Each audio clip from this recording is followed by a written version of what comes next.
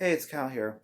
For next review, and I've made a decision. I'm going to try and review every movie that's been released on Netflix.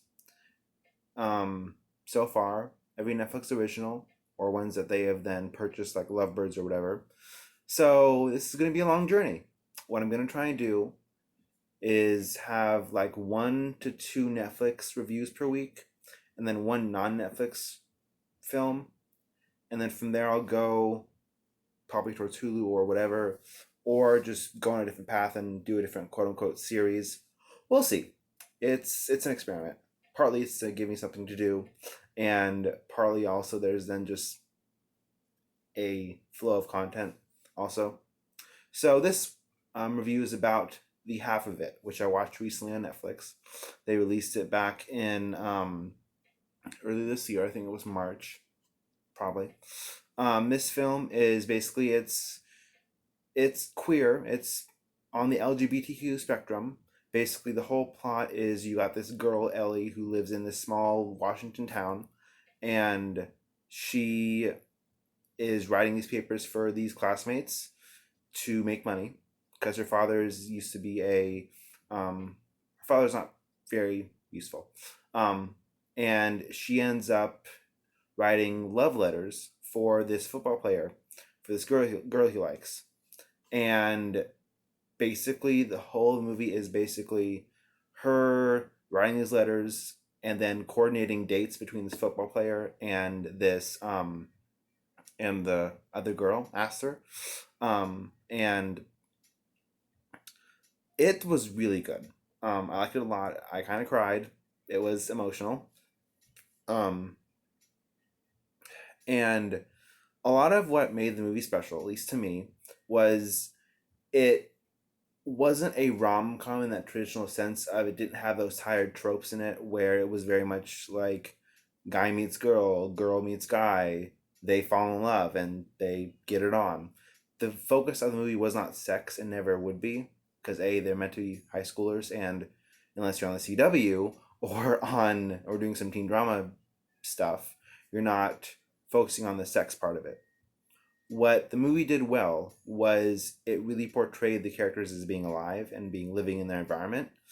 And one thing that it kind of helped to illustrate was that you can write complex characters and write them unpredictably, because going into it a lot of people probably thought, oh, Ellie's going to end up with Paul or Ellie's going to end up with Aster. Spoiler alert, I should say spoilers for the whole movie, and I should do that in all my future reviews. None of that happened. None of that happened. What happened, and it did include the lie revealed sort of plot point that a lot of stories that have sort of this aspect of lying in it had, was that it had the a miscommunication happen with them, and Aster, after later on after they'd gone had their own day together, was they had gone and she ends up walking in on Paul kissing Ellie, and Ellie's like, "No, don't kiss me, stop." Um, and Aster sees that, and Aster's like, "What's going on?" So from that point forward, closer to the end of the movie, it really looks at and sort of the theme of the movie. Sorry for my disorganization. Um, the theme of the movie really is sort of finding yourself and not needing someone to really complete you.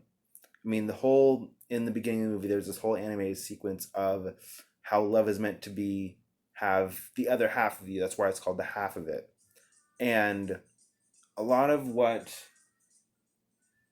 um, this movie illustrates is that you need to find yourself first before you try and have someone else to love you. And that's something that I think it does well, at least, um, in that sense. What Aster's sort of personal journey is Aster's from a family who's very involved in the town and is the pastor of said town. And her father is the pastor, and very much of that sort of fire brimstone variety where you've got more conservative values, which aren't necessarily a bad thing, but when they're not complemented by understanding, they can be. And it's sort of she's popular in the school, but she's not well thought of because her family's seen as poor and only able to afford their house through a mortgage, I believe. And you've sort of got this dichotomy of the popular girl who's not really popular, who's not really well liked, but only liked because of what she means to the school. She's dating the most popular boy, who's played by a jackass, an attractive jackass, but a jackass nonetheless. Um, and so you've got this her personal journey of she's thrown in these situations where she's expected to act a certain way, expected to date the popular boy because she's quote unquote popular, and she really doesn't want that, not really. And she ends up liking Paul because she is drawn to him through what Ellie writes, because Ellie's a wordy person, she's a quote unquote nerd, but not in that 90s sense of the word nerd. She's just well read. She's in the band, if I remember right. I don't quite remember. I only watched it a while ago. And really, what ends up happening near to the end of the movie is that um, Trig, which is a stupid name. I'm sorry, it just kind of is. It's not a name for a person. It's trigonometry, but Trig, which is Aster's boyfriend, proposes to her during the church service, and they say that who is there any objection or forever shall hold your peace kind of thing. She just proposes. He just proposes. Sorry, and Ellie, who's playing the organ, which is what she does throughout the film, is like, I object. Well, she doesn't say object. It's more along the lines of, is this really what you want? Is this the best you can do? And she ends up admitting that she's written Trig's papers for the last 4 or 5 years, so she knows him kind of, not really, because he believes, oh, you're in love with me, and so that's why you're objecting. And she's like, no, that's not why I'm objecting. So from that point, she's basically says, hey, I quote unquote have feelings for you, kind of do, kind of don't. And then Paul stands up, and Paul, they end up having this sort of three-way conversation in a sense, and they end up leaving. And the sort of a funny subplot was Paul gets closer and closer to Ellie and her father, and you get these really cute scenes of Paul, of Ellie and her father sitting in their apartment or house or whatever, and then Paul just sitting in the middle. And if there's ever anybody or any character who's the embodiment of a golden retriever, that is Paul to a T. And it's very sweet and very loving because he ends up, and people think, oh, he's going to be this football player, but he juxtaposes that character trait and really bucks that character trait by being this really caring guy. Yes, he's a bit dim-witted, but he's basically a himbo. He's basically this jock guy who's got a heart of gold, but dumb, but in like a cute sense of being dumb. So it's this odd thing that's sort of emerged the last few years, last few, last 10 or so year, 10, 20 years of media. You've got these himbos who are very sort of, they're attractive, but they're also dumb, but they're sweet. It's the non-typical jock formula in that sense. And so he ends up trying to make changes to his family's meat recipe because his family owns a sausage restaurant in town, and his whole thing is his mom ends up looking on his computer and seeing something of wondering if someone might be it because he's looking that up for some reason. And at the church service at the end of the movie, she basically says, "Oh, you can be gay, it's fine." But then he just suggests changing the sausage recipe that's been in the family for, it's like their grandmother's recipe, and she says, "Oh, that is not happening." But it's very sweet. And there's another subplot where you've got um, Ellie's father's love of old movies, and that's what romance to him was. And so at the very end of the movie, you got the scene of Paul running after the train, which happened a lot of times in like the 40s and 50s type movies. Think Casablanca or like other stereotypical like studio vehicles for the old Hollywood stars, which will be another like sub series on my channel at some point of going through some of those older movies because they're interesting. Bit formulaic at times, but they're interesting. Um, and he runs after the train like a doofus, but it's done so well that it's very meaningful. And to really wrap it all up, Ellie ends up she seizes the moment like you're meant to do really in the stereotypical rom com sense, but it doesn't end with her getting the girl, getting Aster, because Aster's insecure enough in her possible bisexuality. I'm not really sure. It's not really made clear, and honestly, that's not what this movie's meant to do. It's not meant to say, oh, you're straight, you're gay, you're bisexual, whatever. That's not the point of this movie. And frankly, on a side note, that shouldn't be the point of most movies nowadays. You shouldn't be defined by the label that you have. It's meant to be a journey. So she ends up going and surprising Esther with a kiss. She like leaves for a second, then comes back and kisses her, and then leaves, and basically says, "Hey, wait for me, or I'll be back in a few years."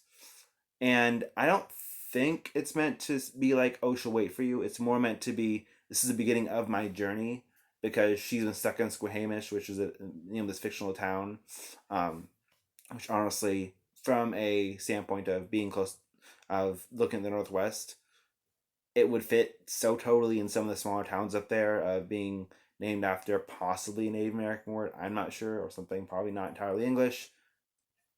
I don't know.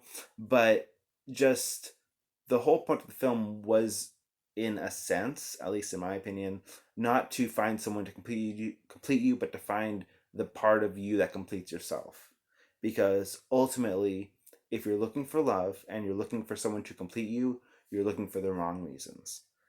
And you've got to find the parts of yourself that need to be worked on or whatever to complete you to be your better half, not necessarily a person, because a person can leave and then you're in a lurch. But the movie really ends with her leaving and starting on her own journey, her next part of this journey in her life. And I just thought it was very good. I'd recommend it if you're looking for something romantic, even though it's not a true romance film in the same way that you would expect it to be. It's more of a coming of age comedy slash drama, which is always a good time. But if you're looking for something that's just like scratching your itch as something LGBTQ focused, that isn't something cliched, which I will get into at some point because there is a whole mess of those things. Um, I'd recommend it. Um, I just thought it was very good, and it's something better than some of the other stuff Netflix has put out, which I will of course get into in my other reviews. Um, Also, there's a small number of fan fiction for this film, which is expected due to the focus of on a possible gay relationship, which I've not looked into, and I might look into at some point. Um, I just thought it was very good. Thought it was well done. Thought it was shot, directed by a woman. It was, I think I read something that somewhere that it was meant to sort of mirror the author's or the director's experiences growing up in a small town in the Northwest. So that's cool. I thought it was a good performance by all three of them. I think the guy that played Paul, his name is, let's see if I can pronounce it right, Daniel Dwemer. Um, I would rather him take the place of sort of Noah Centineo and be Netflix's new go-to guy for teen films because I've liked his performance more than what I've seen of Noah Centineo at all. I think he's more confident in his acting ability, but then again, that comes with time. I thought the performances by the two other leads, Leah Lewis and Alexis Lemite, I don't know, can't pronounce words, can't see words, it's a problem, were well done. I thought they had great chemistry between them, which is always important in these type of films. But overall, it's a good film. I'd recommend checking it out. If you're looking for something just to pass the time, I mean, that's what films are meant to do to a certain extent. Anyway, this is going to be signing off. I'll be back again with another review probably tomorrow or the next day. Who knows? Have a good day. Have a day. Oh, God, my camera's moving. Bye.